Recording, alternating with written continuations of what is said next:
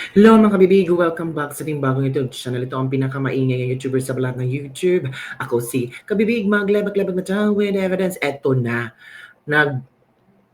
tanggalan na, pinalitan na ang Senate President, si Chis Escudero, pinalitan ni Tito Soto. Si Jinggoy Estrada, pinalitan ni Lacson. Si Joel Villanueva, pinalitan ni Mig Zubiri. Ngayon ang malaking tanong, papalitan o tatanggalin nga ba si Senator Marcoleta bilang chairman ng Blue Ribbon Committee?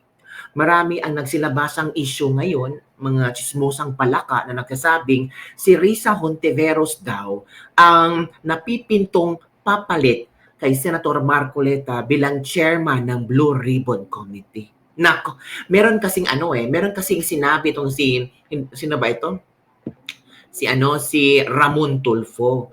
Ang sabi ni Ramon Tulfo, i-share ko sa iyo kabibighan. Nakita lang natin ito at ito yung pinag-uusapan ngayon ng mga netizen kasi pinapalitan na ang nasa Kongreso. Sabi dito, an unimpeachable source said there's a plan among some of his colleagues to unseat Senator Marcoleta as chair of the powerful Blue Ribbon Committee.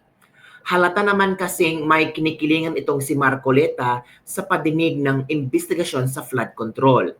Sa umpisa pa lang ay inaway na niya ang mga kasamahang senador na tumutumbok sa Administrasyong Duterte ang katiwalian sa DPWH sa mga contract sa flood control. Sana ay matuloy ang pagpapatalsik kay Marcoleta para for good riddance. Yan kasi ang hirap ng mga taong galit sa mundo. Yan ang sabi ni Ramon Tulfo, mga kabibig, na posibleng mapapalitan si Senator Marcoleta. Yan ang kanyang sinasabi. Well, we don't know kasi Ramon Tulfo, mga kapatid niya, mga senador, di ba? Pero sabi naman ni Attorney Trixie, parang walang tono itong si Tulfo Senator Marcoleta, master for play and convincing the Discayas to name names, possibly for a shot at immunity. Just upset the equilibrium of greed where contractors and officials trade favors with the unspoken conviction that no one rats on each other. Even if Tulfo were right before, that's not gonna happen now. Not without massive public backlash. And so this new example, kung totoo, of time-bound fake news is brought to you by Luminous. Di ba? So, alam nyo kabibig, parang sabi dito, what? Risa Hontiveros ang papalit kay Senator Rodante Marcoleta as chairperson sa Blue Ribbon Committee. Totoo ba ito? Ito yung post ni Dare to Ask. Kaya marami ang marami ang kinakabahan kasi Marcoleta is doing a great job. Lalong napaamin niya ang mga Diskaya kung sino yung mga kongresista, mga nasa DPWH ang kumikickback ng 10 to 25% sa anomalous flood control project. Di ba?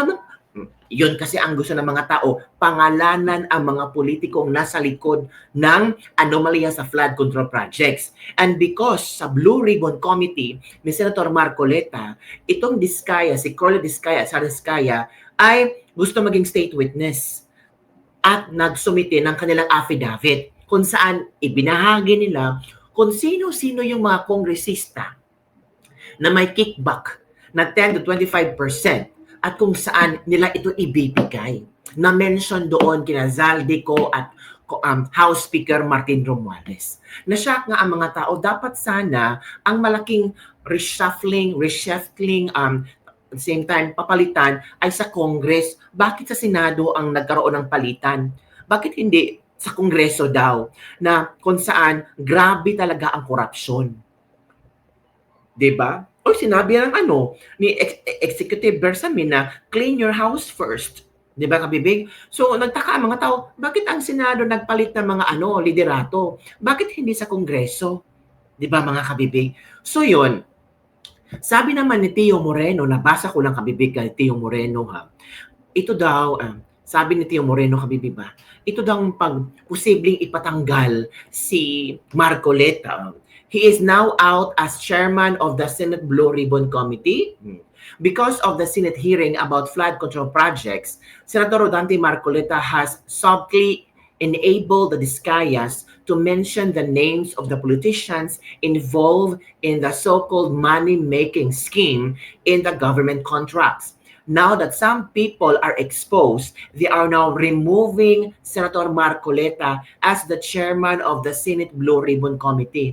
Grabe no, nakakagalit. The goal pala daw sana is i-connect sa mga Duterte ang issue ng flood control project.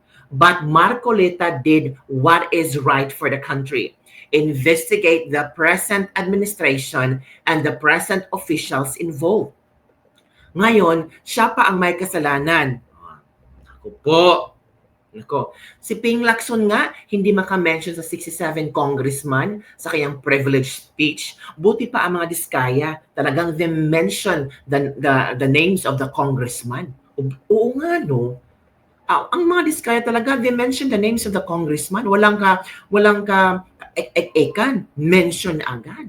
Di ba, kabibig? So, saludo tayo sa mga Diskaya. Sabi nga, saludo tayo sa mga Diskaya kasi they have the courage to speak up and to name, 'di ba? O ito kabibig ha, balikan natin yung salita ng mga Diskaya, pag name drop sa mga congressman na kasali sa kanilang listahan. May ledger pa nga sila. Let's listen to this one, kabibig. Oh, grabe. Ang mga iba dito no ay nagsalita na rin. Paulit-ulit kaming ginamit ng mga nasa pwesto sa sistemang ito. Wala kami magawa dahil kung hindi kami makikisama, gagawa nila ng problema ang project na na-award sa amin sa pamamagitan ng mutual termination o pagkakaroon ng right of way problem na parehong nagdudulot ng hindi matuloy ang implementasyon ng mga proyekto. Matapos naming manalo sa mga bidding, may mga opisyal mula sa DPWS ang lumalapit sa amin para humingi at kumuha ng bahagi niya sa halaga ng proyekto. Ang hinihingi nilang porsyento ay hindi bababa sa 10% at umaabot pa sa 25% na naging kondisyon upang hindi maipit ang implementasyon ng kontrata. Ito ay binibigay namin sa kanila ng cash. Ang bawat transaksyon ay may karampatang voucher at ledger na nagsasaad ng mga araw at kung kailan nila ito natanggap. Ilan sa kanila ay sina Terence Calatrava, former Undersecretary of Office of the Presidential Assistant of the Visayas of the Philippines, Kong Roman Romulo of Pasig City, Kong Jojo Ang of Usmag Ilonggo Party List, Congressman Patrick Michael Vargas of Quezon City, Kong Juan Carlos Arjo Aitaide of Quezon City, Nicanor Nicky Biriones of Aga Party List, Congressman Marcelino Marcy Teodoro of Marikina, Congressman Florida Robes of San Jose del Monte, Bulacan, Congressman Eliandro Jesus Madroño of Romblon, Congressman Benjamin Benji Agarao Jr., Congressman Florencio Gabriel Bemnoel of Anwar Party List, Kong Leo de Ode Tariela of Occidental Mindoro, Congressman Reynan Arrogancia of Quezon City, Quezon Province, Kong Marvin Rillo of Quezon City, Kong Teodoro Haresco of Aklan, Kong Antonieta Yudela of Sambuanga, Sibugay, Kong Dean Asisio of Caloocan, Kong Marivico Pilar of Quezon City. 21. Mayroon ding mga kinatawan ng ilang politiko na nakikipagtakbo sa amin upang manghingi ng porsyento kapalit ng mga porsyento ng mga proyekto. Ang mga porsyentong ito ay 25% ay ipinipilit sa amin bilang karaniwang kalakaran na wala akong kakainang tanggihan. Ilan sa kanila ay sina Regional Director Eduardo Virgilio of DPWS Region 5, Director Ramon Ariola III of Unified Management UPMO, District Engineer Henry Alcantara, DPWS Bulacan First, Undersecretary Robert Bernardo, District Engineer Aristotle Ramos of DPWS Metro First, Pasig City, District Engineer Manny Bulusan of DPWS North, Manila Deo, District Engineer Edgardo C. Pingol of DPWS Bulacan Subdeo, District Engineer Michael Rosaria of DPWS Quezon Second Deo. Karamihan sa mga kawani ng DPWS na nabanggit sa itaas ay paulit-ulit na binabanggit ang delivery ng pera ay para sa kaisaldi ko na dapat at least 25%. Si Kong Marvin Rillo naman ay ilang beses na binabanggit ang pangalan ni Speaker Martin Romualdez bilang kanyang malapit na kaibigan. 25. Sa tuwing umiinom kami sa Wine Story, sa BGC, at sa Shangri-La Mall, sinasabi pa ni Kong Rillo na lahat ng kanyang request para sa pondo ay galing pa mismo sa unprogrammed funds at insertion na inaaprubahan ni Speaker. Ang tao ni Marvin Rillo na si Bogs Magalong ang pumupunta sa amin para kunin ang pera sa aming opisina o sa Wine Story. Si Kong Jojo ang naman lagi ring binabanggit sa lahat ng project sa kanya ay papondo ni Speaker at ni Saldico. Mataas ang hinihingi sa project, dagdag pa niya, hindi naman lahat ng pera ay para sa kanya, kundi para kay Speaker at kay Saldico. Sa lungsod ng Pasig naman, lumapit sa akin ang DPW's project engineer na si Angelita Garucha para kolektahin ang parte ni Kong Roman Romulo sa flood control projects noong 2022. 28, number 28. Pagdating ng 2025, si District Engineer Aristotle Ramos ang sumunod na nagpakilala na bagman ni Kong Roman Romulo kung saan 30% ang kanyang hiningi ay para kay Kong Roman Romulo.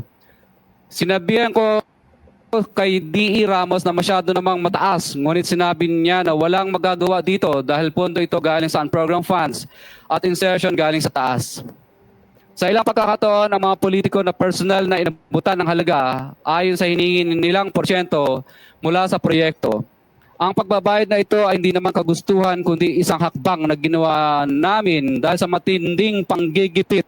Ilan sa kanila ay sina Kong Antonieta Yudela kasama ang kanyang asawa, Kong Marvin Rillo of Quezon City, Kong Nikki Briones of Aga Party List, Arturo N. Ataide, ama ni Kong Arjo Ataide, Kong Florencio Gabriel Bem Noel of Anwaray Party List, Kong Eliandro Jesus Madroño of Romblon, Kong Benjamin Benji Agarao Jr. Bagamat naging matinding pagsubok ang kabawasan ng pondo na nakalaan sa proyekto, pilit at matapat naming sinusunod ang bawat espesifikasyon na nakasaad sa Program of Works na nakasaad sa proyekto ng DPWH. Nakakasiguro kami na nagawa namin ng maayos at matapat ang bahagi o phase ng proyekto na na-award sa amin. Sa katunayan, hindi kami mababayaran ng DPWH kung hindi ito dumaan at pumasa sa maraming material testing na naaayon sa design ng DPWH. Ina-assess at ini-inspect ng DPWH ang bawat proyekto base sa natapos na parte o accomplishment. Napilitan kami na i-absorb ang kabawasan na ito na nagdudulot ng maliit na kita o pagkalugi sa ilang projects. Para makabawi, dinadamihan na lang namin ang partisipasyon sa mga projects. Taliwas sa mga lumalabas na may mga impormasyon sa publiko, hindi kailanman kami gumawa ng ghost projects. At masugid kami nag-i-inspect sa lahat ng aming mga natapos na projects.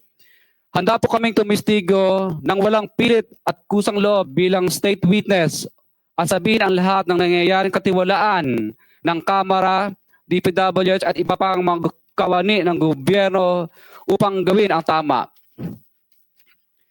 Kami ay lubos na humihingi ng tulong sa Senate Blue Ribbon Committee na pinamumunuan ng buting Chairman Senator Dante Marcoleta at kay President Bongbong Marcos para sa proteksyon at seguridad ng aming pamilya.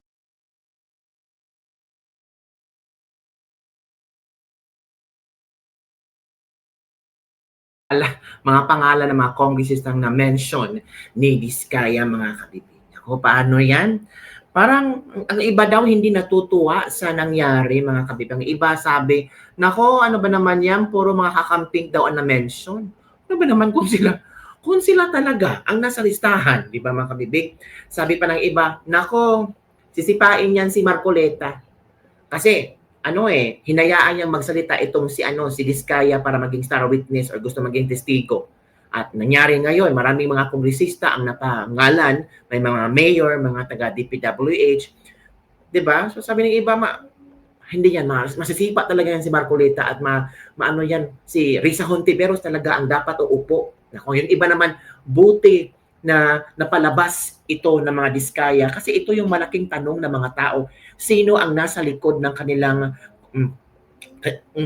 ng kanilang kumpanya? sino ang mga politiko. Di ba yan ang gusto natin malaman? O inilabas ng mga diskaya. Yung iba daw, ang mga diskaya ng sinungaling, ginagamit na daw ang mga pangalan ng ibang politiko, ganun talaga ang reaksyon ng iba. Di ba? Walang usok na hindi lalabas sa totoong, sa tamang panahon. Yung iba naman, sinusuportahan ang mga diskaya, kahit daw nagkamali ang mga diskaya, contractor sila, pero at least naging honest sila sa kung sino yung mga politikong nasa likod ng anomalyang flood control project, mga kabibig. Ang iba nagsabing, hala nako, di ba, baka magagalit yung kamara kasi ito meron ng mga pangalang na nabitiwan. Lalong-lalo na itong si Mayor Magalong. Sana magsalita na rin si Mayor Magalong. Kasi si Mayor Magalong, inimbitahan kanina, hindi dumating. Ang sabi ni Mayor Magalong, doon muna daw siya sa Kongreso magsalita una. Kasi doon daw ang battlefield. Doon daw niya iyagyag ang lahat ng pangalan ng mga kongresista. Kabibig. Di ba si Pampilo Lacson, meron din 67 na mga kongresista, pero hindi niya pinangalanan. Pero itong si Diskaya, walang kaabog-abog. Pinangalanan niya talaga. Kasi natural, contractor sila. May mga ebidensya silang hawak. So, wala na silang choice. It's between life and death. So, anong gagawin nila para hindi masyadong mabigat yung parusa, iyagyag na lang yung mga pangalan ng mga kung sino man ang nasa likod ng anomalyang flood control project. Sana si Mayor Magalong, no, kung iimbitahan niya sa Senado ulit, ay darating siya at iyagyag niya na rin ang mga pangalan ng mga kongresistang ito. Madami, di ba? Every now and then, pag i-interview siya, ganito, may alistahan ako, ganyan. Ipakita niya. O yung purong pakeme-keme lang ba, sikreto. Anong mapapala mo kung isikreto mo sa public? Ito na ngayon, nagkabulgara na, nagkaalama na, kung sino talaga ang mga totoong corrupt di umano. So ano ang iyong reaction dito, mga kabibig? Masisipa kaya si Senator Marcoleta bilang chairman ng Blue Ribbon Committee? Sabi ng iba, baka si Risa Hontiveros daw ang papalit. Nako po. Yun lang po, mga kabibig, ang ating latest libag-libag for today. Don't forget to like, subscribe, and share this video para sa mga latest trending news na ating pag-usap-usapan. Like. Bye everyone. See you next time.